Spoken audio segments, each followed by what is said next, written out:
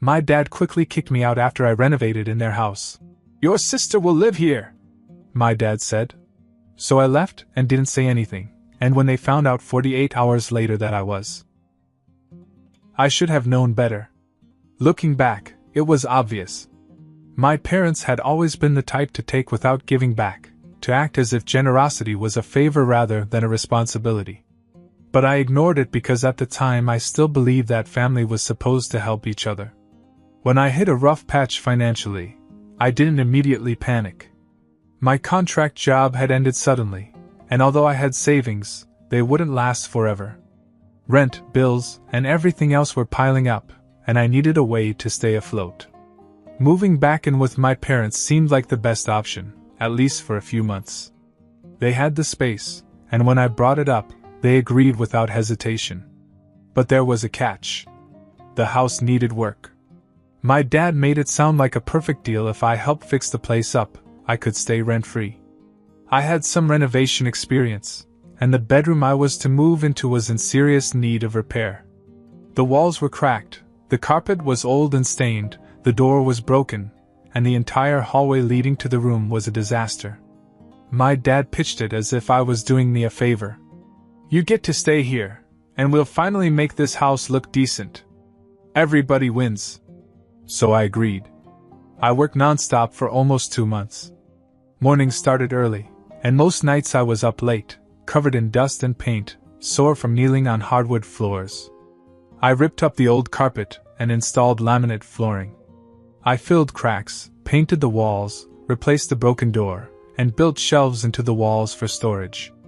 The hallway needed more work, replacing light fixtures, fixing creaky floorboards, repainting, and patching sections of the ceiling where the plaster had begun to peel. At first I used whatever materials were lying around, but it soon became clear that if I wanted to do the job right, I would have to buy most of the supplies myself. My parents never offered to pay for it, and I didn't push them. I told myself it didn't matter because I was investing in my own space. So, over time, I spent $3,700 on materials, flooring, paint, wood, tools, everything. I never tracked it too closely because in my mind it was worth it. I thought I was building something for myself. I should have known better. The day I finally finished, my dad pulled me aside. My mom was standing next to him with that blank expression she always had when she was about to back up whatever nonsense he was about to say. I assumed they were going to thank me, maybe acknowledge the work I'd put in. Instead, my dad just came right out and said it. "We've decided that your sister is going to live here." I was waiting for some kind of explanation, a joke, anything that would make sense. But they were serious. I looked at my mom and she nodded like it was the most logical thing in the world. I laughed, but they didn't. "What do you mean?" "We talked about it, and it makes more sense. She needs the space more than you do," my dad said. My sister. The same sister who already had a perfectly good apartment with her boyfriend. The same sister who hadn't been around for months, who hadn't lifted a finger to help with the renovations. I asked when they had made this decision. My dad shrugged. "We've been thinking about it for a while. It's nothing personal." "Not personal." "Right." I looked at the room. The room I had put almost 2 months of work into. The room I had spent nearly $4,000 on. The thought of fighting them crossed my mind, telling them they were being selfish, demanding they at least pay me back for the materials. But I knew them. Arguing would be pointless. They had already made up their minds. So I didn't say a word. I just turned around and started packing what little I had. I had slept in the living room during the renovation, expecting to move into the finished room when it was finished. But now I wasn't welcome. I could tell they expected me to fight. Maybe they wanted me to. Maybe they thought I'd beg them to reconsider. But I wasn't going to give them that satisfaction. I left without another word. What they didn't know was that in 48 hours they would regret it all. When I left, I had no plan. No backup. Just my truck, a few bags, and the heavy realization that I had spent almost 2 months of my life working for people who had no problem kicking me out the second it suited them. But I didn't argue. I didn't yell. I just walked away. I drove for hours with no destination, replaying everything in my head. The sweat, the exhaustion, the money I had spent, $3,700 gone, just like that. My parents never even acknowledged it.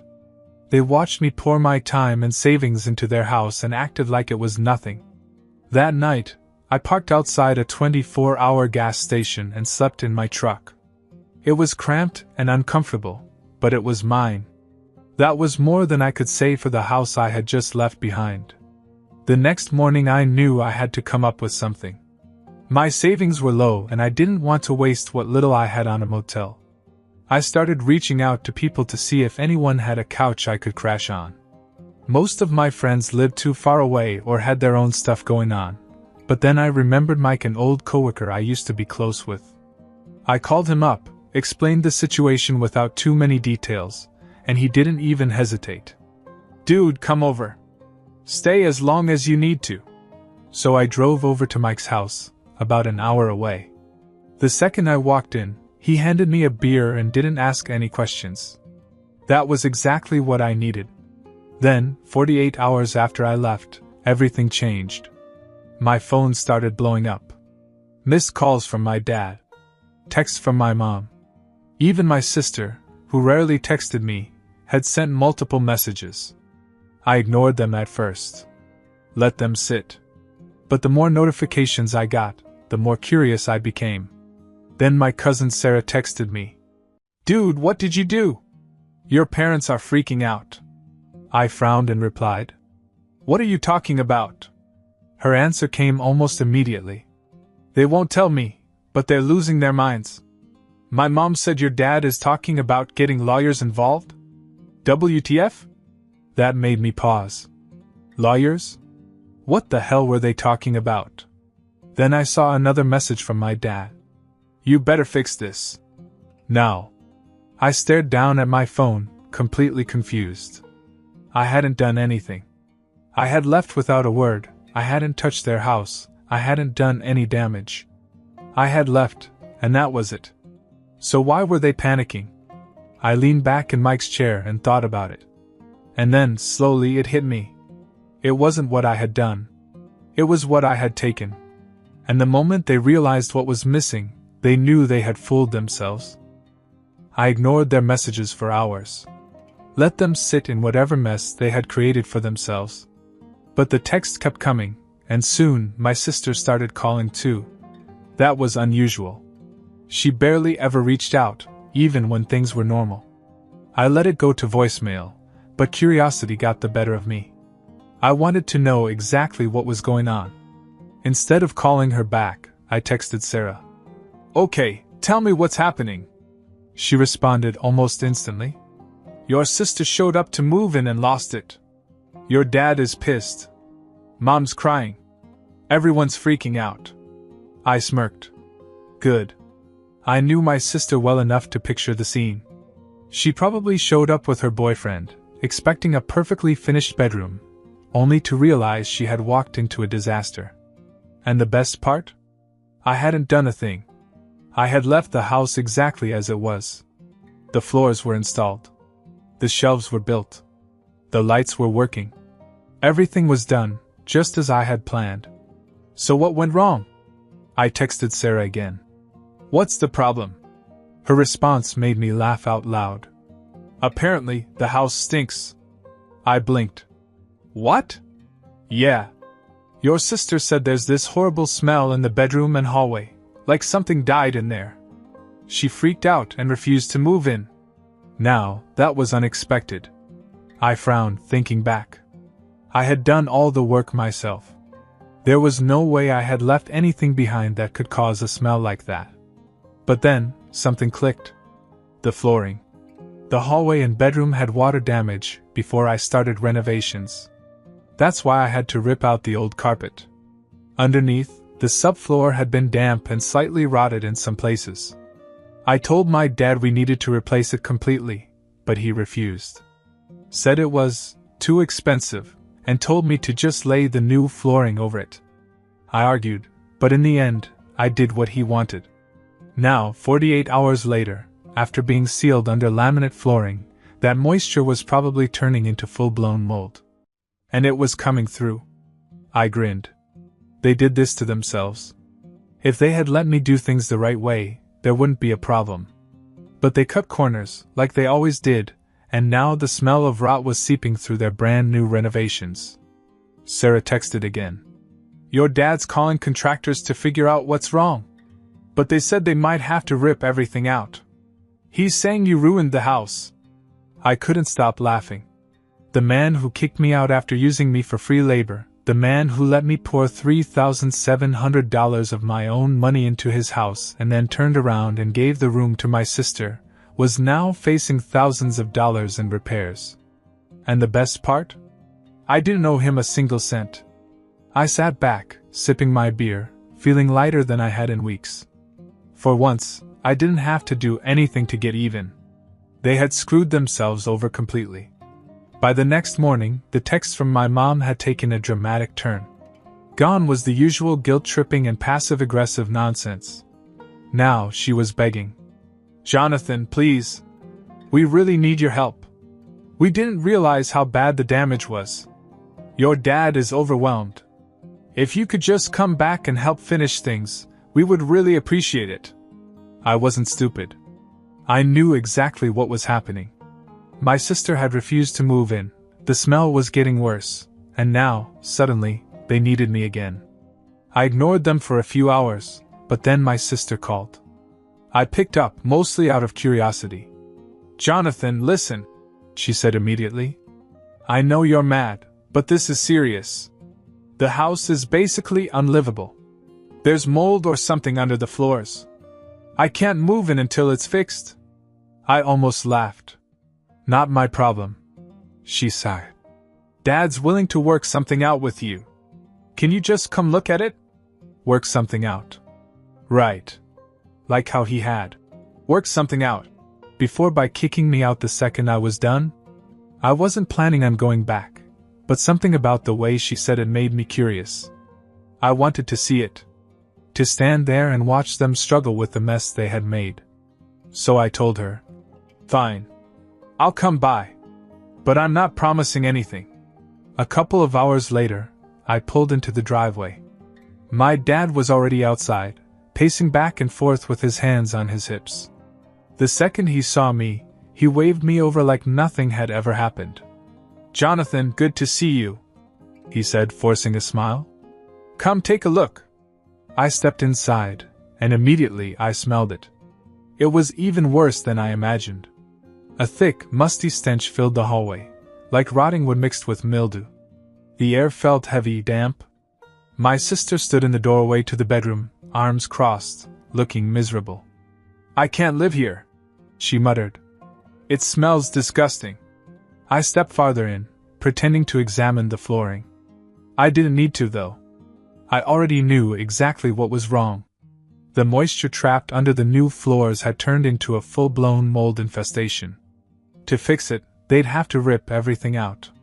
The flooring I installed? Gone. The hallway repairs? Gone. The shelves? Useless. It wasn't just a small fix anymore. It was a full-scale renovation all over again. My dad cleared his throat. So, here's what we're thinking, he started. You come back, help us tear this up, redo it properly, and this time. He smiled, as if this was some kind of generous offer. We won't kick you out. You can stay as long as you need. I actually laughed. A real, full-bodied laugh. This man, who had used me for free labor, kicked me out without a second thought, let me waste my own money fixing up his house, was now standing here, acting like he was doing me a favor by letting me stay in the home I literally rebuilt.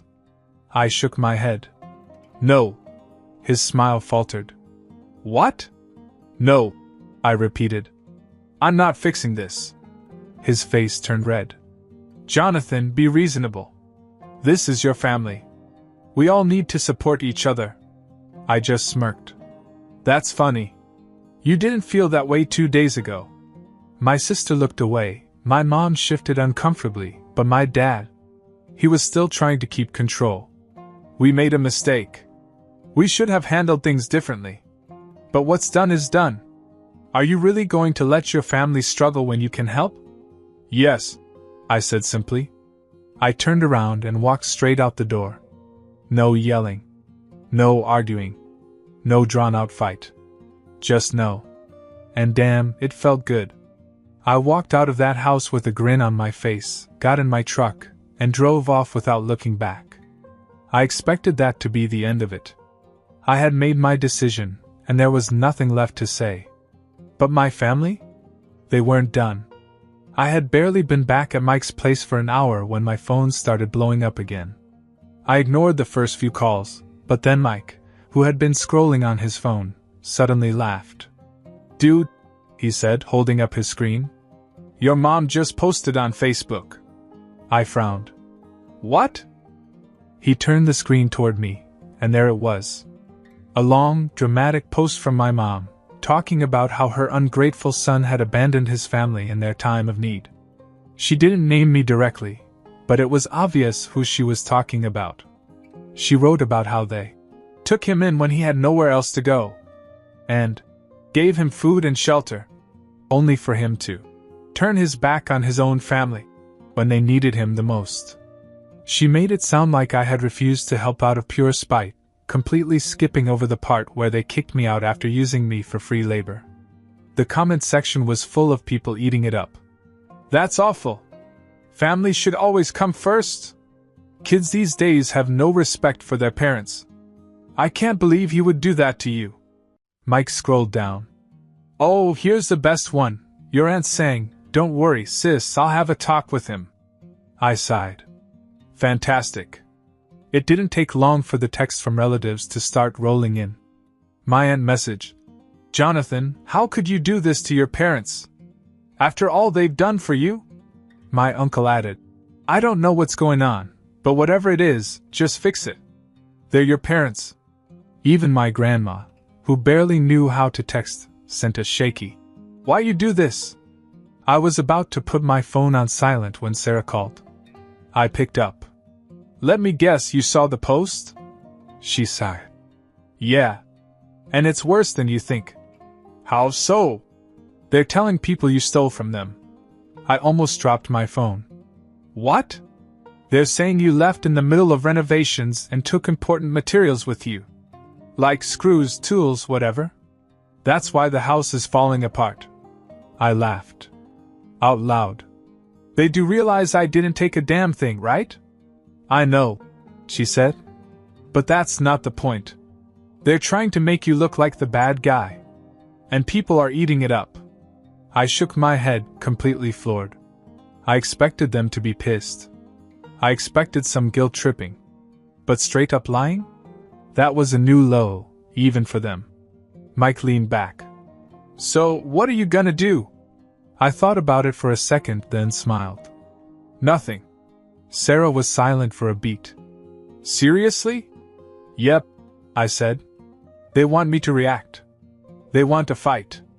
Not gonna give it to them." Mike grinned. "Damn, that's cold." "I like it."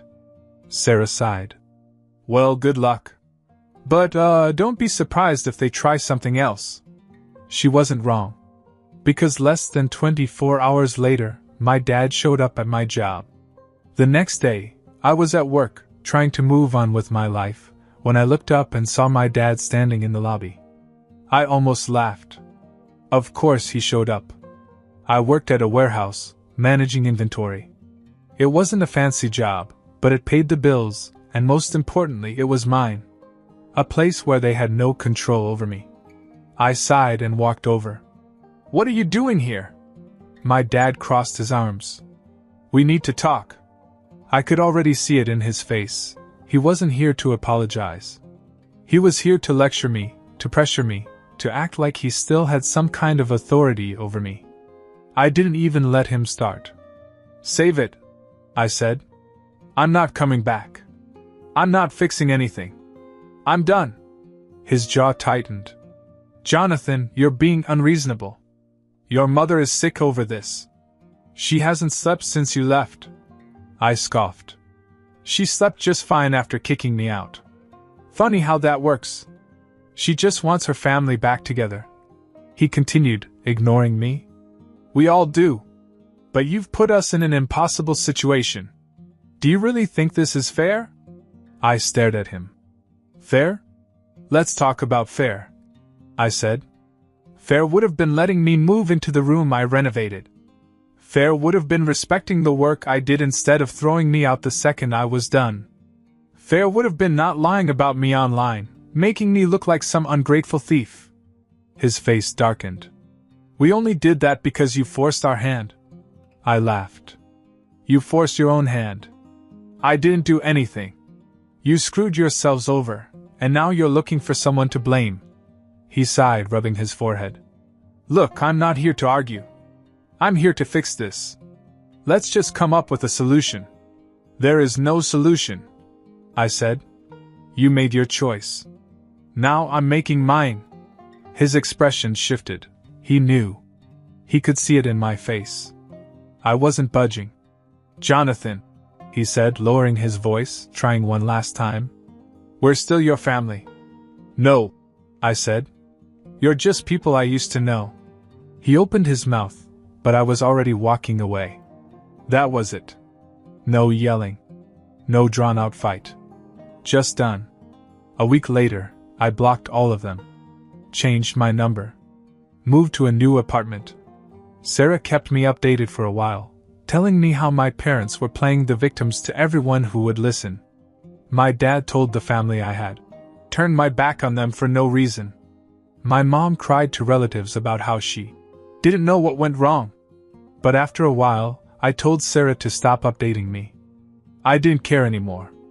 I had spent years bending over backward for people who would never do the same for me. And for the first time in my life, I was free. No more guilt. No more obligations. No more family who only saw me as a tool. And you know what? It felt amazing.